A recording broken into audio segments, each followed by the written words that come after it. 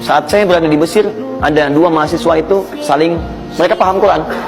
Mereka diskusi ingin membuktikan kebenaran Quran. Yang satu cara berpikirnya benar, yang satu keliru. Yang satu berkata, Allah kan sudah jamin rezeki kita akan diberikan, ya kan? Sampai kita wafat sempurna rezeki. Jadi nggak nyari pun pasti dikasih. Cara berpikirnya seperti itu. Ini yang dipakai oleh orang liberal sekarang. Nah, maksudnya logika semacam ini. Yang satu lagi berkata, memang Allah kasih, cuman kita mesti usaha. Dia sebutkan beberapa ayatnya. Yang satu bertahan dengan pendapatnya, dia ingin buktikan, saya masuk nanti ke masjid. Kalau di Timur Tengah itu suka ada zawiyah, tempat-tempat khusus untuk ibadah. Dia masuk ke dalamnya, sembunyi di belakang meja. Nah, di masjid itu suka ada muhsinin, para donatur, yang itikaf kasih makan. Hari pertama semua dikasih, dia tidak, karena ngumpet. Karena perjanjiannya nggak boleh ada usaha apapun. Hari kedua, dia masih ngumpet, nggak dikasih. Semua dikasih yang ada. Hari ketiga sudah lapar sekali, sudah nggak tahan.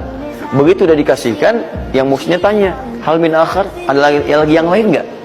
DKM jawab karena nggak tahu, kan ngumpet, nggak ada yang lain. Baik, kalau gitu saya kasih ke tempat lain. Karena beranjak mendengar suara itu, dia langsung kasih kode dengan bertahan. Kaget kan DKM. Begitu dibuka, ada orang ngumpet di belakang meja sudah kelaparan. Akhirnya dia ada orang satu lagi di sini, langsung dikasih bagiannya sampai dengan 3 bungkus. Begitu dikasihkan itu, teman yang kedua tadi yang mengatakan mesti ada usaha, langsung mengejar pada teman yang bersembunyi. Dan dia katakan, kan saya bilang dari awal, rezeki itu mesti dicari, walaupun dengan sama. Saya juga sama, Ustadz pemateri misalnya kan, begitu kehausan ya, dia kan, misal, panitia datang, macam-macam lah. Misal tuh.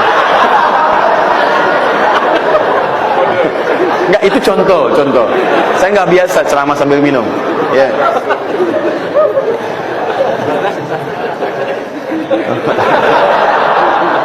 Anda berhitung, Allah kasih hitungan. Anda tak berhitung, Allah kasih apa yang tidak pernah Anda hitung sebelumnya. Dan itu hebatnya dalam Islam. Dijelaskan caranya, disebutkan tujuannya, dan diterangkan hikmahnya. Contoh. Kita sekarang jam berapa? Yang 9.20. Di waktu saat ini ada waktu sholat disebut dengan sholat duha. Duha itu dibagi 3. Ada awal duha, penguat zikir, pengganti seluruh bagian zikir di tubuh kita, yang disebut dengan syuruk. Itu kurang lebih jaraknya 1 jam setelah subuh. Jadi kalau tadi 4.45, ya 5.45 menjelang jam 6 itu masuk syuruk. Setelah itu masuk ke jam 8 sampai ke kurang jam 10 itu pertengahan duha. Pertengahan duha. Apa fungsinya? Di antaranya mempermudah rezeki. Di antaranya. Bilangannya berapa? 2 sampai 4 rakaat bisa dikerjakan. Ya, dan harapannya apa? Bukan pada rezekinya. Ya, jadi jangan sampai motifnya cuma sekedar ke duniawi, kurang tepat. Kenalkan kepada Allah, nanti biarkan janji yang disampaikan oleh lisan Rasulullah itu terjadi. Ya, jangan pada rezekinya, ini terbatas, cuma sampai situ. Tapi kalau kita minta sama Allah, dikasih jalannya itu dari sisi yang tidak kita duga. Anda berhitung, Allah kasih hitungan. Anda tak berhitung, Allah kasih apa yang tidak pernah Anda hitung sebelumnya. Itu poinnya. Maka lakukan sholat, dekati, itu yang disebut sholat duha. 2 rakaat, tambah lagi 2, untuk kenal Allah. Kalau sudah merasakan dekat, sudah nyaman, sudah enak, muncullah kemudian kesan dalam hati, terserah Allah mau kasih berapa. Yang penting sudah enak, sudah damai. Di titik itulah kemudian Allah limpahkan dari apa yang nggak pernah kita duga sebelumnya.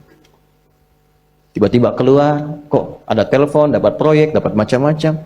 Tapi tujuan sholatnya bukan untuk proyeknya. Buat kenal Allah, ulul albab ini. Kalau cuma pengen lancar, baru serabutnya. Kalau cuma pengen lulus proyek, itu baru daging luarnya.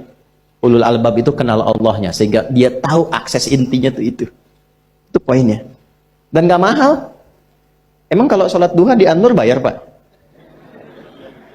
Pakai biaya. Baiknya luar biasa. Jadi riba itu berbahaya. Tapi ketika dibebaskan dari riba, awalnya kita merasa, wah, ini hilang, itu hilang. Tapi sebetulnya bukan hilang. Allah ingin menghilangkan yang buruk-buruk itu, mengganti dengan yang lebih baik dari nilai yang sangat berlipat. Dan itu pasti sifatnya. Tinggal keyakinan aja babnya. Nah, yang paling menarik, ketika ditinggalkan yang kurang baik itu, berkahnya nyambung ke anak semua. Maka mulai tertata aktivitasnya. Yang tadinya itu cuma dunia, Pak. Pokoknya gimana caranya kerja, dapat lagi, berangkat gelap, pulang gelap, belajar tentang manajemen, tentang sales, tentang marketing, tentang macam-macam, dapat keuntungan. Tapi yang dibawa ke rumah itu terkadang tidak mampu membawa kebahagiaan. Waktunya habis di jalan. Waktunya habis di pekerjaan. Ke rumah tinggal sisanya. Marahnya, tuntutannya. Padahal kan mencari di luar itu untuk ke dalam. Anda kan bekerja di luar, itu untuk membawa ke dalam, supaya di dalam itu tercukupi dan membahagiakan. Itu kan mawadah itu. Ya, tujuan mawadah dapat itu supaya muncul sakinah. Lalu Anda mencari mawadah, tidak mendapatkan sakinah, apa untungnya? Allah akan menemukan pasangan itu sesuai dengan karakteristiknya. Yang baik ketemu yang baik, yang kurang baik akan ketemu dengan yang kurang baik lagi. Biasanya, kalau ada yang merasa, saya kurang baik kok dia baik, biasanya Allah ingin merubah si kurang baik itu menjadi lebih baik. Dan prosesnya seperti ditolak. Ditolak si A, ditolak si B, tiba-tiba ketemu hal yang lainnya, ini yang lebih istimewa sesuai dengan karakternya. Ada seorang perempuan, kemudian udah berencana menikah, lepas, bertemu yang terakhir, menikah keduanya, ternyata dipertemukan sesama ahli Quran. Dan Allah hanya menginginkan seseorang yang bisa mendukung kebahagiaan satu dengan yang lainnya. Karena itu, kalau sudah menikah, sudah punya pasangan, maka yakinkan itulah yang terbaik, yang ditanamkan kebahagiaan di dalamnya, maka saling mengisi. Kalau sudah berpasangan, jangan pernah sedikit pun memikirkan pasangan orang lain, tapi fokuskan pada pasangan pribadi untuk mendapatkan kebahagiaan sejati itu. Mengenakan jilbab bukan sekedar persoalan syar'i tidak syar'i, bukan sekedar persoalan ditutup ataupun terbuka, bukan persoalan model. Lebih daripada itu, Allah menginginkan keadaan perempuan terlindungi, keadaan perempuan tampil dalam keadaan terhormat. Dzalika adna, yang demikian itu lebih mudah diketahui, an yu'rafna, sehingga perempuan itu dikenali kehormatannya, tampil dalam keadaan kemuliaannya, fala yu'dzain, dan melindungi kehormatan dirinya agar tidak dilecehkan. Fitrah perempuan sedianya tercipta indah, dan keindahan itu semakin tampak istimewa ketika tertutup. Maka ketika ada di antara perempuan yang membuka keadaan dirinya, menampilkan auratnya, pada hakikatnya berlawanan atau mafhum mukhalafah, pengertian terbalik dari ayat ini, itu berpotensi merendahkan keadaan dirinya, bukan mengangkat kehormatan. Salah itu ya manusia, ya, karena ada nafsu. Gak mungkin ada manusia itu sempurna, gak pernah salah, mustahil. Fala tuzakku anfusakum, jangan mengklaim diri sebagai orang suci, kata Allah, karena pasti salah. Anak itu tahu kan, jangan dipukul, Pak. Mungkin dia sedang mencari identitas karena dia gak dapat perhatian dari bapaknya.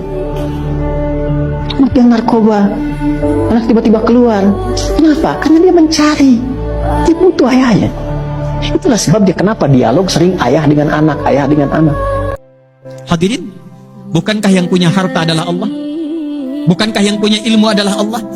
Bukankah yang punya kebahagiaan adalah Allah?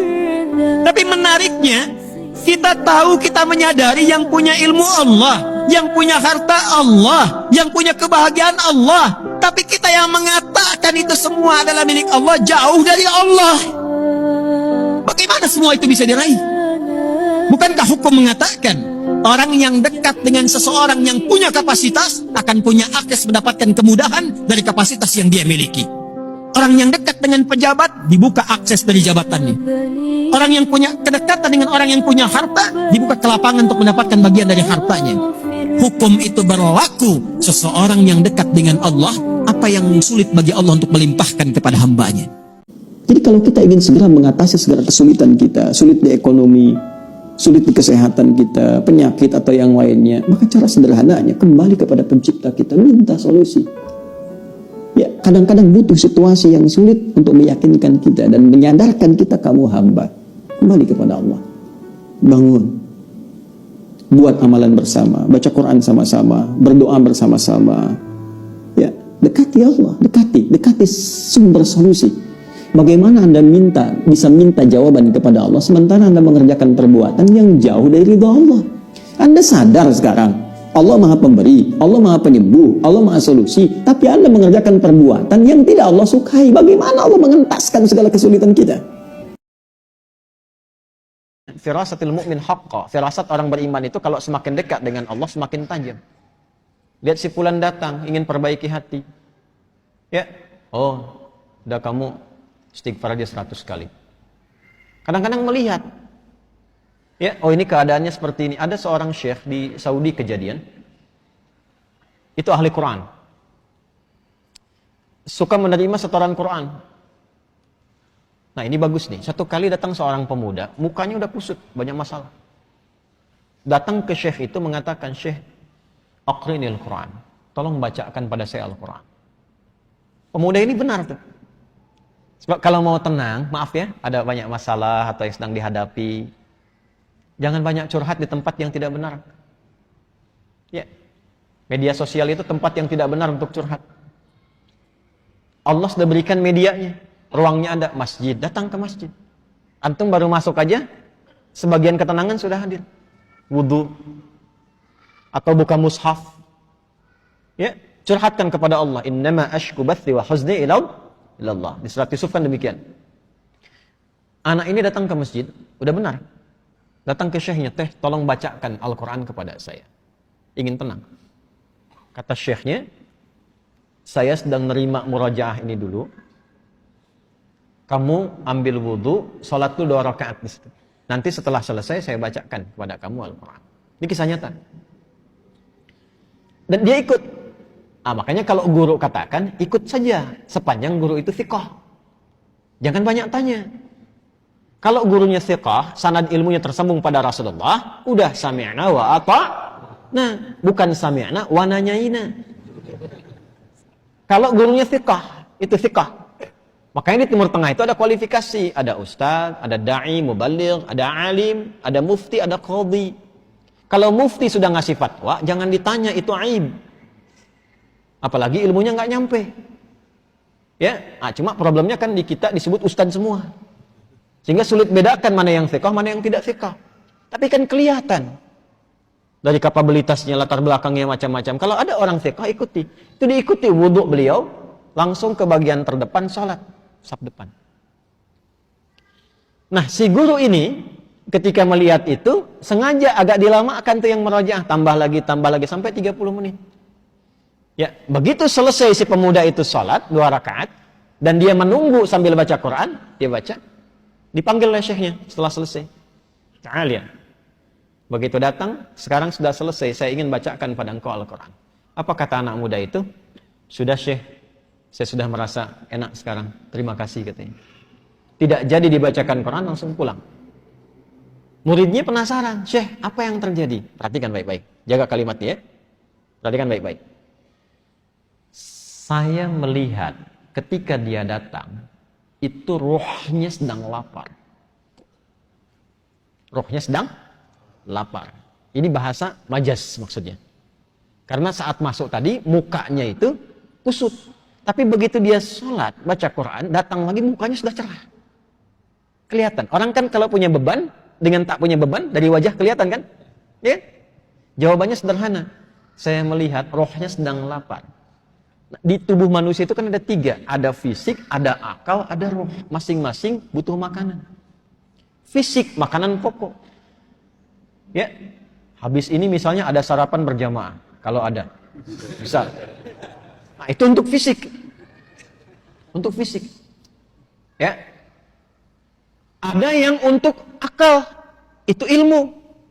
Iqra' bismi rabbikal ladzi khalaq. Afala yanzuruna ilal ibili kaifa khuliqat atau afala yatadabbarunal Quran. Ngaji, belajar itu untuk akal.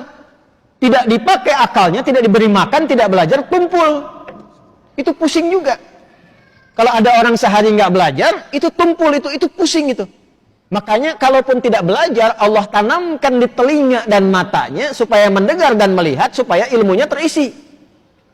Jadi mendengar itu ada pengetahuan, melihat itu ada ilmu. Anak-anak jangan diperlihatkan yang tak penting, Bu, karena jadi ilmu awal untuk dia. Orang tua bicara kasar, terdengar anak ditiru karena ilmu dari situ. Yang pertama diberi itu pendengaran. Setelah itu tajam penglihatan. Apa yang dilihat, yang didengar, itu yang jadi ilmu. Nah, kita yang sudah baligh menyiapkan waktu ngaji seperti ini. Jadi kalau anak-anak tuh mendengar. Saya waktu malam Jumat tuh masih ngisi itu offline. Itu pernah 1 kali mengajar, Ada anak jalan, tuh bahagia mereka. Itu dunia anak-anak memang begitu. Jalan, ngobrol, naik ke pintu, bangku didorong-dorong, gitu kan? Anak-anak ya, ingat, anak-anak tuh. Itu dunianya nggak apa-apa, nggak apa-apa.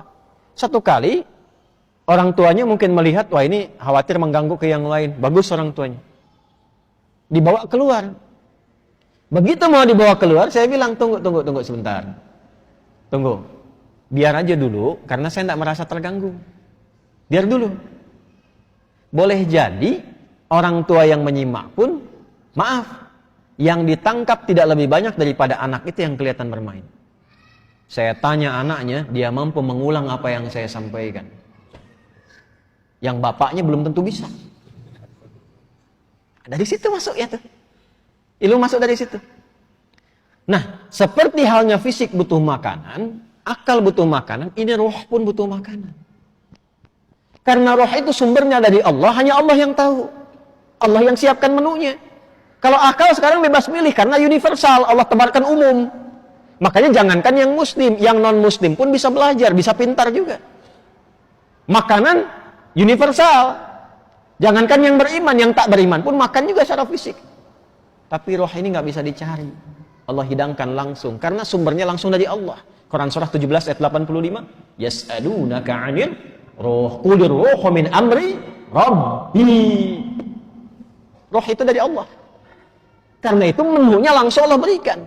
Itulah menu yang terkumpul dalam ibadah. Salat, baca Quran, itu semua itu kebutuhan roh. Jadi kalau nggak salat, gelisah rohnya. Cari terus itu. Meditasi apa macam-macam, cari. Karena nggak dapat bagiannya. Syekh itu mengatakan, itu rohnya sedang lapar. Begitu diberikan makanannya, kembali sehat. Demikian.